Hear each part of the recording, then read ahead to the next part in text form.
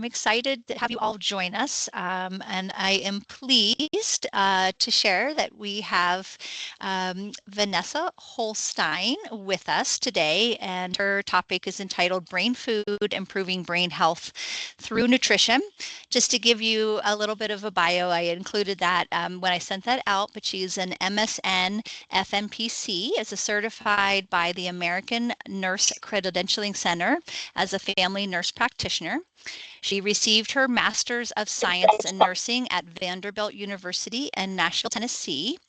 And she has worked as a nurse practitioner in the Treasure Valley for 23 years in family practice, internal medicine, and cardiology. And then she is now working in lifestyle medicine at St. Luke's Lifestyle Medicine Program. Vanessa's work focuses on helping patients recognize and pursue evidence-based lifestyle changes to help prevent, treat, and reverse chronic disease. And her areas of practice include cardiac, peripheral vascular disease, and pulmonary rehabilitation. So Vanessa, we are so pleased to have you with us today, and I will go ahead and turn the mic over to you. Okay. Thank you all for having me. Just so you know, I do get a little anxious with these things, so I'm going to try my best not to talk too fast and stay calm throughout this. So, but feel free if you have questions or things, feel free to, we're not a huge group, so raise your hand or ask a question.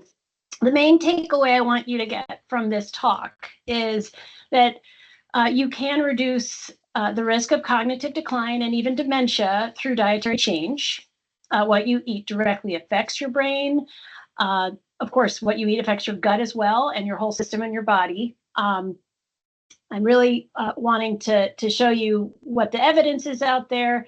To some degree, I'm not going to focus too much on studies because that can get really laborious, but I do have, I think, one study I'm going to mention.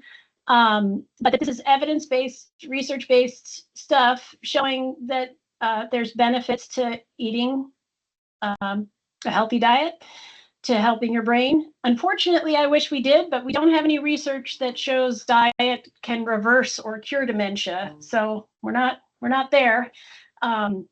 We just know that it has benefits. So that's kind of where we're starting. So why are we talking about it? Well, I'm sure all of you are familiar with this. You're on this regular call, so you know about the high prevalence of dementia in the US and the world. And unfortunately, we don't have a lot of pharmacological therapy, so not a lot of medicines that we can take. No cure yet, nothing like that. The one thing we do have control over is what we eat. Most of the time, we have control over what we eat. And we know that there's a direct link between the gut and the brain. And so what we eat is going to have a really potentially big effect and immediate effect on brain health. So I want to talk just a little bit, and I know, again, some of this may be stuff you know already, but just talk about sort of what normal, talk about sort of what changes in the brain as we age, because I think if you understand what kind of changes are happening to the brain, you can understand better how to, what areas might be contributing to the decline in brain function. So looking at this, you see these two MRIs. You see the MRI on the left is an image of a healthy 32-year-old woman, no signs of cognitive decline, normal function, and the brain looks pretty solid in there. On the right is the brain of a 78-year-old woman who is actually just experiencing mild cognitive impairment. This is not a brain of someone who has full-on dementia, just some mild cognitive changes. But you do see some changes in the brain. You see there's loss of brain volume, where the asterisk is, that's showing loss of brain volume in the frontotemporal area. You see this arrow points to this whiter area, that's white matter changes, some scarring and fibrosis. And this is actually, I mean, it's not totally normal, but it's also somewhat expected age changes in the brain. So as we age, both in the normal aging process and in dementia, you're going to see some of these common things happening. You're going to see loss of brain volume, decrease in the number of synapses in the brain, those connections that fire, that send messages, decrease in the size and function of some important brain structures like the hippocampus and the frontotemporal areas of the brain that are important in decision making. That's the hippocampus is where we make our memories. It's also how we process emotions. And those get smaller normally as we age. There's a decrease in blood flow, often related to changes in our vascular system and microvascular disease that commonly happens. There also may be changes as we age to our blood-brain barrier. That's this system of capillaries in the brain that can act as sort of a barrier to not allow things like toxins and stuff we don't want in the brain in. It keeps all the bad stuff out and allows the nutrition to get into the brain. And as you get older, that becomes a little more leaky, a little less of a barrier. So that's a normal finding in aging. You might see these white matter changes like in that picture, the whiter areas in the brain sort of scarring and fibrosis.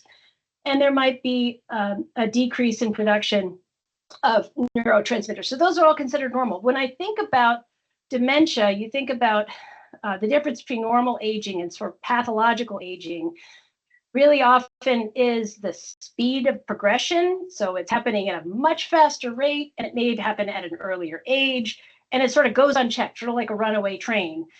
But a lot of the same processes are underlying. So the inflammation, the decline in the blood-brain barrier, the decrease in brain volume. And so if we can target the things that are pushing those things to get worse, maybe we can slow that process down. I'm not sure if that was a question. So the diets I'm going to talk about today, there's 3 of them, and I'm not going to go into great detail of them, but I'm going to talk about the Mediterranean diet, the DASH diet, and the MIND diet. And these are 3 diets that have really a lot of research behind them. They've been heavily studied, and they are very similar actually to each other. In fact, the MIND diet is basically a fusion of the Mediterranean and DASH diet. When they created the MIND diet at Rush University in Chicago, they basically looked at all the things that the Mediterranean diet that does well for the brain and all the things the DASH diet does well for the brain. DASH is a diet specifically for high blood pressure. And they put those 2 together to create the MIND diet. And so again, these are 3 very similar diets. We'll get into the details of them in just a minute, but what do they all have in common? So all 3 diets are going to recommend that you eat more plants, that you get more fiber. They encourage you to eat food rich in antioxidants. They encourage you to eat foods that are rich in healthy fats, things like the monounsaturated fats. Those are the fats found in olive oil and avocados. And polyunsaturated fats, those are things like the fat found in fish, walnuts, omega-3s is one form of polyunsaturated fat. All 3 diets encourage you to eat less saturated fat. Saturated fat is the fat found in animal-based products. So those are things like your butter, your cheese, your cream, meat, bacon, that sort of stuff, that the fatty stuff that we want to eat less of. And unfortunately, of course, those are things that can taste really good, but we do want to eat less of them because of their impact on our health. And they all 3 encourage you to eat less processed foods. Again, because processed foods have a lot of additives and things that may be harmful to our health. So this is a picture of all 3 diets. And again, I'm not going to go into the fine details. I will say that all 3 diets basically work on the same premise. They're going to recommend you eat more of certain foods and really encourage more consumption of what they consider healthy foods for your heart, for your blood pressure, for your mind. and then encourage you to decrease consumption of foods that are known to be more harmful or have less health benefits. In the Mediterranean diet, the way they do that is they say eat the lower part of this pyramid, eat more of those things, and really restrict or diminish the amount of things you eat in that upper top part of the pyramid, which in that picture, it's probably hard to see, it's so small, but are things like meat, sweets, and processed foods. DASH diet, they split it left to right. So on the left side, you get a recommendation to eat all of these sorts of foods. So you're seeing vegetables, fruit, whole grain, all those plant-based foods, nuts and seeds, beans, as well as some amount of fish and poultry, while trying to limit the amount of red meats, high-fat dairy, sugary, sweetened beverages, sweets in general, and sodium. And then the MIND diet, again, really encourages all those plants, some amount of fish and poultry, but lots of plants, especially green leafy vegetables. That's one thing they really stress, while decreasing the amount of cheese, sweets, butter, fried food, processed food, and red meat. So again, very similar in their recommendations. And what I would say is I generally am not recommending it. If you see all these, none of these diets say eliminate a whole food group, stop eating an entire food group. None of them say that, because again, we want your how you eat to be something you can sustain long term, something that's doable, that is easily fit into your life. So there's no food off limit on any of these diets, but it's about shrinking those less healthy foods to be a very minor part of your diet and growing the healthy plant-based foods to be a bigger part of your diet. And in that, you're going to see benefit for your health, both for cardiovascular disease. They all have been shown beneficial for heart disease, stroke.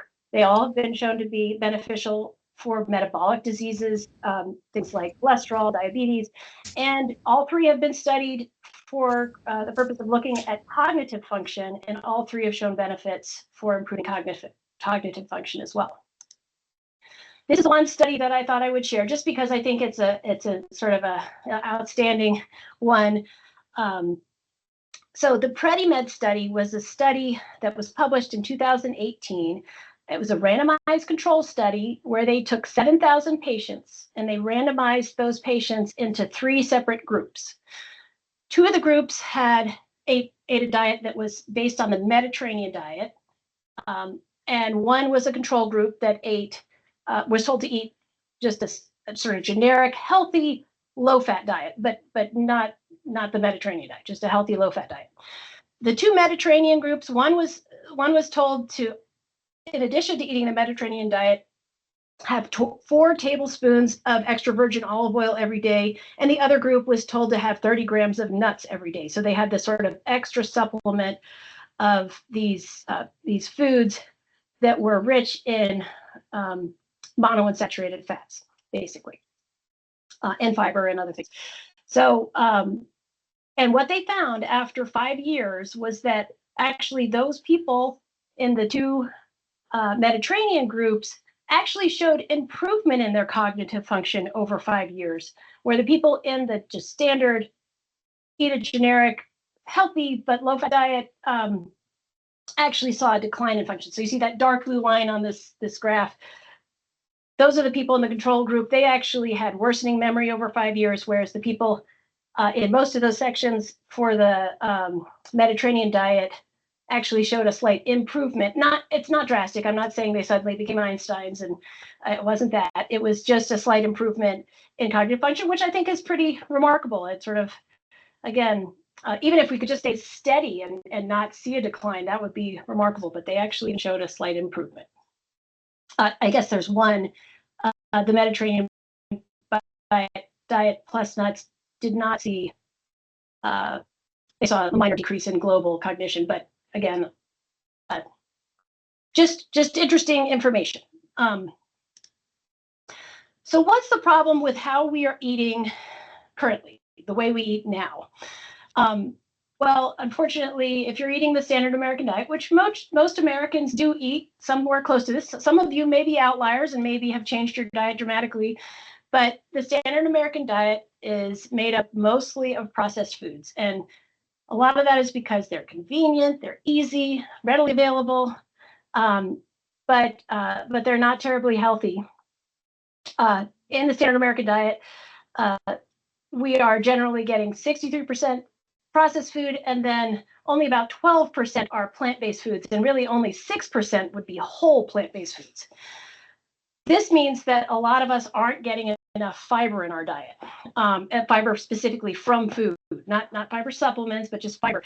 The average American only gets about 10 to 15 grams of fiber a day. The recommendation would be getting closer to 30 grams a day or more for health. So this is sort of one area that I think these other diets, the Mediterranean DASH and Mind diet, do very well. They really push you to increase plant consumption.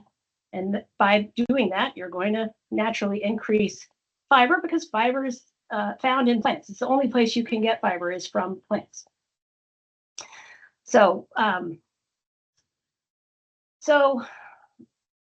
let's shift now to talk a little bit about how what we eat impacts our gut. So in our gut, we have what's called the gut microbiome. The gut microbiome is an ecosystem.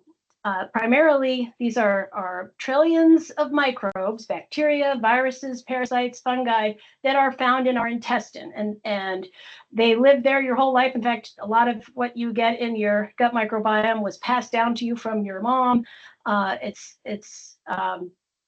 They're there as a part of your body to help with digestion.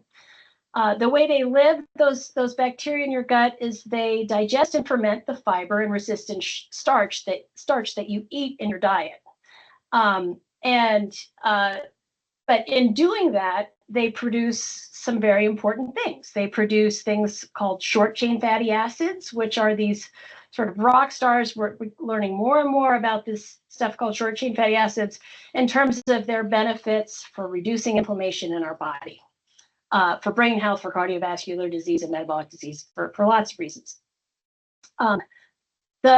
What we eat really directly impacts the kind of bacteria that grow in our gut. So if we're eating a diet that is more processed, has less fiber, we're going to have less healthy gut. We're going to have fewer and less diverse bacteria living in our gut. If you eat lots of different kinds of plants with lots of different kinds of fiber, you're going to be feeding all these different kinds of bacteria in your gut, and hopefully that's going to lead to healthier gut, sort of good, healthy populations of bacteria that you want in your gut. So again, we're going to look at this just from one other perspective. So this is a sort of a diagram showing you that unhealthy gut, what we call gut dysbiosis, which is where the gut bacteria may not be ideal. This is where your gut, the bacteria in your gut may have lost its diversity. So you have fewer different types of bacteria, or you may have growth of bacteria that are not desirable, or maybe one population sort of pushing out another population. On the other side of things, on the bottom part of the screen, you have what's called eubiosis, which is healthy, balanced gut microbiome, where generally the gut bacteria are happy. They're living in harmony with each other. There's more diverse populations, and the kinds of bacteria there are the kinds that promote health and are important for our gut. When we're in dysbiosis, that imbalance, unfortunately, that dysbiosis sort of rocks the ship and can lead to a lot of things in our body and our system altogether that are pro-inflammatory. So in that, we may see things like increased oxidative stress, more pro-inflammatory cytokines, sort of chemicals in our body that cause inflammation. And then, of course, you have more inflammation. Your gut can become more permeable. So our gut, the cells that line our gut, are called colonocytes. And they're important because they're basically, you want to keep what's in the gut, and what's out of the gut, out of the gut. You want that to be a good, tight system so that the bacteria and stuff in your gut don't leak out into your system or cause inflammation. But as you have less healthy bacteria, sometimes that gut lining breaks down, and then you can have more permeability or allow for more toxins and things to get out of the gut. By eating more fiber, more healthy food, your gut will tend to have better health, have stronger connections, and allow for less of that permeability. One of the things we know is those colonocytes, actually, their main source of fuel is a short-chain fatty acid called butyrate. And short-chain fatty acids are those things, again, if you eat fiber, your gut digests the fiber, and then a byproduct of that fiber digestion is this stuff called short-chain fatty acids. So the more fiber you eat, the more short-chain fatty acids you will develop in your gut, and then there's going to be more of those short-chain fatty acids for your colonocytes to eat, and the colonocytes will be happier, so then your gut's going to be healthier. So it's sort of this trickle-down effect, or this sort of snowball effect of, again, the more you can shift your diet to keep a healthy gut, hopefully the less inflammation you're going to have. So people who have generally a healthier gut microbiome with lots of diversity in bacteria will see less oxidative stress, fewer pro-inflammatory chemicals like cytokines, less gut permeability. Their gut might work better. It may be more mobile. And also we see effects on metabolic health, like with poor gut health, you may have more insulin resistance, which may be a precursor to developing diabetes. Whereas people who have healthy gut microbiome often have more insulin sensitivity, which is what we want. So again, a reason to eat more fiber and to shift your diet towards the diets that we talked about. So again, these are those 3 diets. And all of these diets really have benefits in terms of promoting that condition of eubiosis, or a good balance in our gut of healthy bacteria. They all 3 also, like I said, have benefits for brain health, not just because they impact the gut microbiome, because there are other reasons that they probably have benefits for brain health, but certainly improving your gut health can really have that ripple effect of decreasing inflammation in your whole system, improving your gut health, and then hopefully improving brain health as well, in terms of reducing your vascular disease, keeping your metabolic disease, like things like your blood sugar control and cholesterol in better check, and decreasing inflammation. So again, those core factors, the core recommendations from those 3 diets that support your gut health, as well as all those that are found in these 3 diets: eating more plants, eat more fiber, eat food rich in antioxidants, eat more monounsaturated fats and polyunsaturated fats, so like olive oil and omega-3 fatty acids, eat less saturated fat, eat less processed food. So let's talk about just those foods quickly. All of you are probably familiar with plants. They're around everywhere. And not just vegetables and fruit. I mean, those certainly are plants and they're rich in fiber, but also things like beans and legumes, like lentils and split peas. Nuts and seeds are another important component, and whole grains. These are all the areas where you're going to get fiber. And like I said before, the average American is only getting 10 to 15 grams of fiber a day. Ideally, you'd be looking at getting, the USDA says for women, they need at least 25 grams a day, for men, 38 grams a day. And I think really there's nothing to say that more isn't better. In fact, there have been studies showing that people getting up to 45 grams of fiber a day can have great health outcomes. So, but at least target to get above that 10 to 15, I think is the case I would make. The other thing we know from research in terms of how to get that diversity of good microbes in our gut, the recommendation is to aim to eat at least 30 different foods, plant foods each week, which may seem overwhelming, 30 different plants in a week, but that includes things like spices, herbs, So if you're having it, they don't have to be like huge amounts. It doesn't have to be a cup of anything. It can be a sprinkle of this, a sprinkle of that, adding some seeds to your salad, adding some nuts to your cereal, some berries to your yogurt. There are lots of ways you can quickly get up to that 30 plants in a week. But again, and that's ideal. Not everybody's going to be there. Just again, it's just about the more you diversify your diet, hopefully, the more diverse your gut microbiome will be, and the better. There are some people who really struggle with this one, with fiber, because maybe you have irritable bowel syndrome, or maybe you have inflammatory bowel syndrome, or other kinds of food intolerances, and certain foods just aren't things you can tolerate.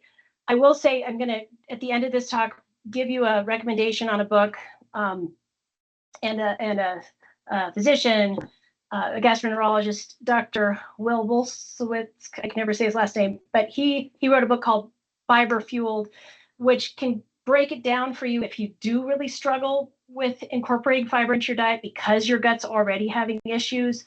He really works with patients through this book to talk about ways to do this in a reasonable way, so that you're not, we don't want you to be uncomfortable and having gas and, having stomach upset. All right, eat more antioxidants. How do we do that? Antioxidants are that rainbow of foods, all the different colors out there, the purples, the reds, the oranges. Those are all often where we get those important antioxidants that can help neutralize free radicals, reduce oxidative stress or cell damage. So increasing this, again, you're going to do the best if you work on increasing your plants and diversity of plants. Eat healthy fats. So monounsaturated fat, like I said, extra virgin olive oil, nuts, seeds like sesame, pumpkin.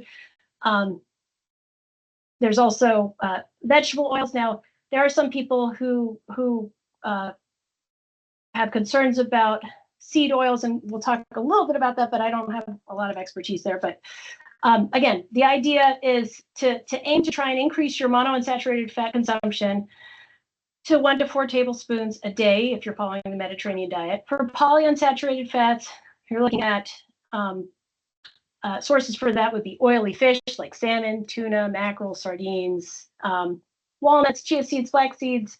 The recommendation by the American Heart Association would be 2 to 4 servings of fish a week. Now, if you're fish allergic or just don't like fish, there are plant-based sources. The other recommendation is to try and decrease the amount of saturated fat in your diet. So we'll talk about that. Actually, I have another slide. So eat less processed food. And this is probably something you're all familiar with, but this is any packaged food, really, anything with added sugars and sweeteners. They tend to be high in saturated fat, emulsifiers and additives. These are all things you want to try and limit to limit the impact of that ultra processing. If you read ingredients on the label and you see that there are things that you don't have in your own kitchen, if you don't recognize the word, oftentimes those are things that are used in processing. They're not sort of normal ingredients, but they're used for big scale food processing, and that may be a sign that that's something you want to skip. Decreasing saturated fat. Again, this is that animal-based fat. It is found in all kinds of meat, so it's not just red meat. But the idea would be to try and shift yourself from eating as much of that saturated fat to eating more of those monounsaturated and polyunsaturated fats by reducing the amount of meat in your diet, and also dairy products like butter, cream, cheese, and full-fat milk. The other one is plant sources. So coconut and palm oil are also sources for saturated fat and also should be limited. They're plants. They're the one area where maybe you want less of that. There's also a recommendation in terms of improving gut health. This is not specific to any of those diets, although certainly fermented foods would be included in the recommendations of the Mediterranean, DASH, and MIND diets. But increasing your consumption of fermented food has benefits. Basically, there's what's considered a prebiotic. So these are foods that are fermented already, and they have live cultures in them: sauerkraut, tofu, sourdough bread, cheese, kefir, yogurt. These are all foods that have a bacteria or normal live cultures in them. So if you eat them, there's a potential that this is going to help improve your gut health. Probably more because your gut's going to break down those dead bacteria once they pass through the gut. They don't generally pass through the gut and stay alive in the gut, but there's still a lot of benefits in terms of reducing inflammation by eating more fermented food. So those are areas you can also work on. So in finishing here, what I would recommend is, again, work on making sustainable diet changes. I don't recommend crash diets or highly restricted diets where you're getting rid of food groups and you're miserable because you are so strictly following a diet, you're not having any joy in your life with the food you're eating. I think it's important to stick with a diet that you can stick with long term. So the best diet is one you can stick to long term. To do that, think about following the 80-20 rule. That means most of the time you're eating as healthy as possible. 20% of the time you're allowing for those times when you're at a picnic and this is your only option, or it's your birthday and you have a piece of cake, something like that. Be flexible. That's important. Again, rather than setting these hard and fast rules for things, it's important to have some flexibility in your mindset about making change. Aim to eat real foods. I think last talk you had, I think I heard Mary, was on supplements. What I would say is, and I didn't hear that talk, so I don't know what they talked about, but generally I would say, don't look for supplements to be the answer. The best way to get these things in your diet is to eat the food themselves. Eat the whole food is better than any supplement you might take. And then also avoid sort of getting trapped into macronutrients, one being bad or one being good. Like, I'm getting rid of all fat, or I'm getting rid of all carbs, or I'm getting rid of, I'm increasing my protein. Those kinds of things tend to miss the point, because not all fats are bad and not all carbs are bad too. It just really depends on what's in the food. So I want you to sort of flex your brain there and avoid sort of labeling all nutrients as one thing or another. And remember, you don't have to be perfect, just better than you have been. So even small changes, having an apple each day or adding a handful of nuts, those are all positive changes that are going to potentially add fiber to your diet and potentially then improve your gut and improve your body. All right, that was it. Oh, I've got resources. Let me do that. Okay, a couple things. So this is that book that I recommended, Fiber Fueled, by Will Bolsewicz. He is a gastroenterologist who wrote this book. He also has a cookbook called Fiber Fueled. And he's a real resource out there for encouraging patients to move towards a more plant-based diet and how to do that, how to, why it's important, but also how to do that without causing too much digestive upset. So I think if you're struggling with that, that can be a helpful resource. I wanted just to let you know, if you haven't heard about these programs, if you want to learn more about eating whole food plant-based or want to work on making changes to your diet, we have a program here at the Y called the Intensive Lifestyle Medicine Program that lasts from, the intensive part of it is really 6 months, and then it can last up to 18 months. It's medically supervised, uses health coaching, and you get a lot of resources in terms of access to nutritionists, exercise physiologists, cooking classes. Anyway, all great stuff. If that's something you are looking for, that may be something to look more into. There's also a free education program that you can access through St. Luke's. St. Luke's is about 2 to 3 hours, depends how long you take to get through all the questions.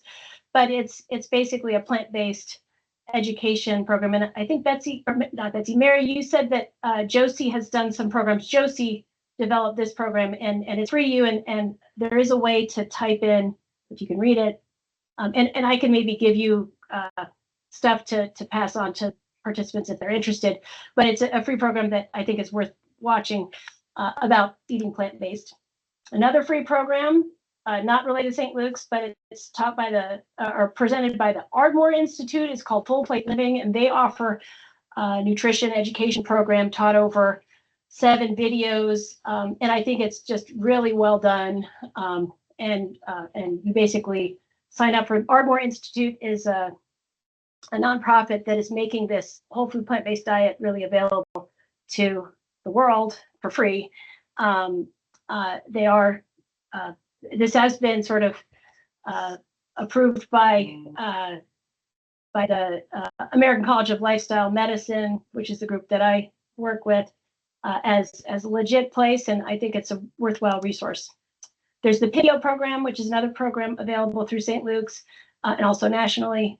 That's also an online sort of health coaching program.